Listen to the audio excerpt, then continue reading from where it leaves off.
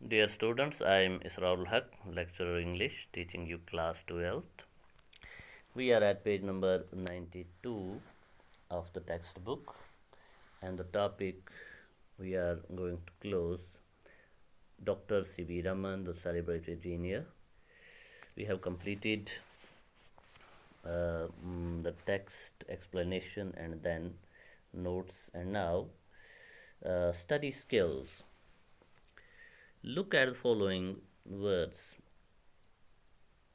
homecoming, drawing room, far off, post haste.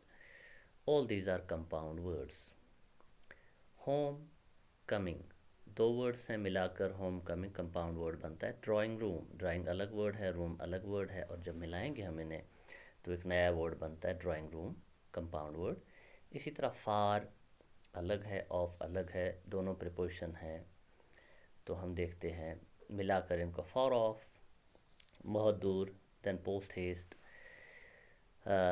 Similarly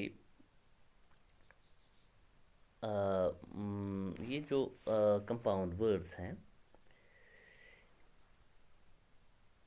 इनको कुछ को हाइफन से लिखा जाता है, कुछ को कंबाइन लिखा जाता है, कुछ को सेपरेट लिखा जाता है. तो यहाँ पे जो सेकंड सेक्शन है, from the list of the words given below form as many compound words as you can. यहाँ पर एक लिस्ट दी गई है, हमने इसको यूज़ करके कंपाउंड वर्ड्स बनाने हैं. Consult the dictionary to find out how they are written and what their meanings are. तो मीनिंग्स भी आपको बताने हैं और कैसे इनको लिखा जाता है. Are they written combine, hyphenated और सेपरेट वर्ड्स. तो अलग अलग हैं. हम बहुत से बना सकते हैं, लेकिन क्योंकि हमको जो टेबल दिया गया है इसी में से हमने बनाने हैं. तो डियर स्टूडेंट्स, वी हैव, मैंने इसी पेज पर नीचे यहाँ पर आप देखें लास्ट में मैंने इनको बनाया है. इसमें आपको सब मिलेगा.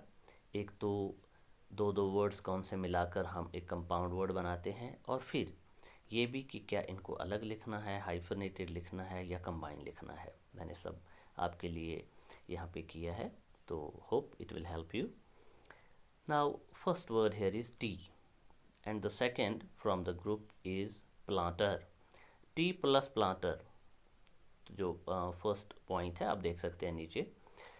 टी प्लांटर, इसको अलग अलग लिखना है. टी प्लांटर मतलब चाय के पौधे लगाने वाला, tea planter. And then second word is old. आप देख सकते हैं फैशन है यहाँ पर वर्ड, तो इसके साथ हम ओल्ड मिलाएंगे. It becomes old plus fashioned, old fashioned. इसको भी अलग अलग लिखना है. ओल्ड फैशन्ड यानी पुराने फैशन का, पुराने वक्तों का, जिसका आज रिवाज नहीं है. And then we have over plus burdened. Over burdened, हम ओवर एक्टिव भी यूज़ कर सकते हैं, दूसरे भी बहुत से बन सकते हैं, लेकिन क्योंकि हमें टेबल से यूज़ करना है तो ओवर बर्डन्ड. इसको कंबाइन वर्ड लिखना है. ओवरबर्डन्स, व्हाट इट मीन्स ओवरबर्डन्स, हद से ज़्यादा काम, जब काम भारी हो, करने से जो आपकी एबिलिटी है उससे ज़्यादा जब काम हो, it is overburden. And then day, you see, day plus dream, दो वर्ड मिला के डे ड्रीम्स. डे ड्रीम्स, हम कभी कभी ये भी कहते हैं डे नाइट मैच, तो डे नाइट भी वहाँ पे एक कंपाउंड वर्ड बन जाता है, या थ्री मिल कर आते हैं. Day night match, it again is a compound word formed of three words. Debt plus dreams, day dreams, इसको अलग अलग लिखना है. जो लोग ख्यालों में खोए रहते हैं, दिन में ख्वाब देखते हैं, हवा में महल बनाते हैं, that is daydreaming. Then hiding plus place, hiding place अलग अलग लिखना है. हाइडिंग प्लेस मतलब छुपने की जगह. Then undercooked, undercooked, what it means, under plus cooked. undercooked combine लिखना है. it means जो चीज़ पूरी तरह पकी ना हो, undercooked थोड़ा कच्ची रह गई हो.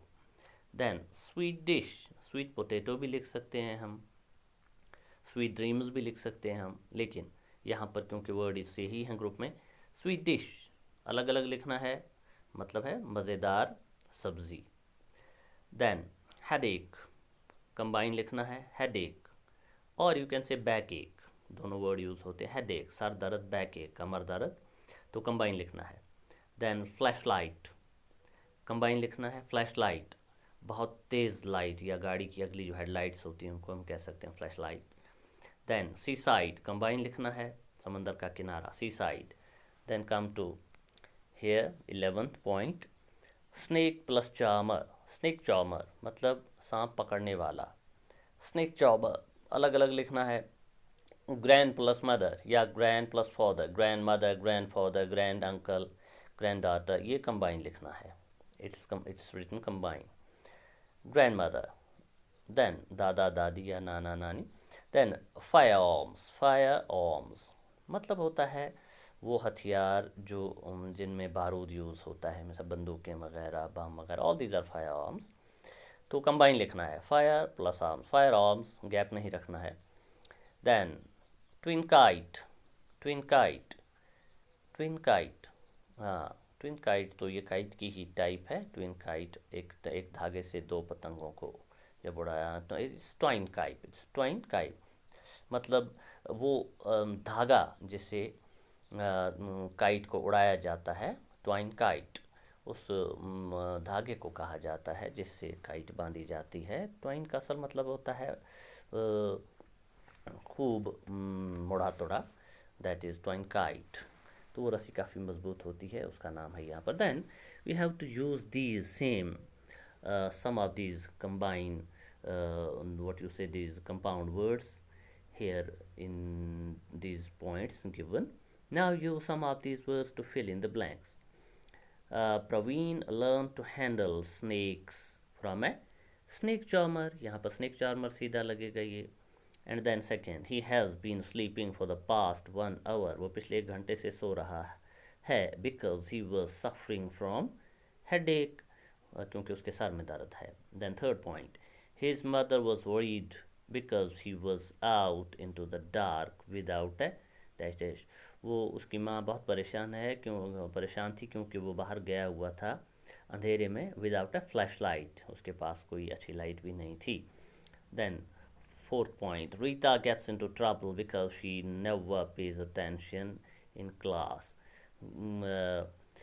गीता प्रॉब्लम में फंस जाती है क्योंकि वो कभी भी ध्यान नहीं रखती है क्लास में। But what is she day dreams, वो हमेशा बस हवा में महल बनाती रहती है, आंखें बंद करके ख्वाब देखती रहती है, daydreams. Then fifth, my mother has no time to rest because she is overburdened with housework, मेरी माँ के पास कोई टाइम नहीं क्योंकि उसके हद से ज़्यादा घर का काम पड़ा रहता है, over burdened. Then sixth, Hari could not eat the rice, Hari नहीं खा सकता था चावल, because it was dash dash under cooked, Hari चावल नहीं खा सकता था, हरी खाना नहीं खा सकता था क्योंकि चावल ठीक तरह से पके नहीं थे, अंडर कुक्ड थे, पके नहीं थे पूरी तरह। Then seventh point, one should keep guns and other firearms out of reach of children, किसी को भी बंदूकें और दूसरे जो हथियार हैं वो बच्चों से दूर रखने चाहिए, फायर आर्म्स।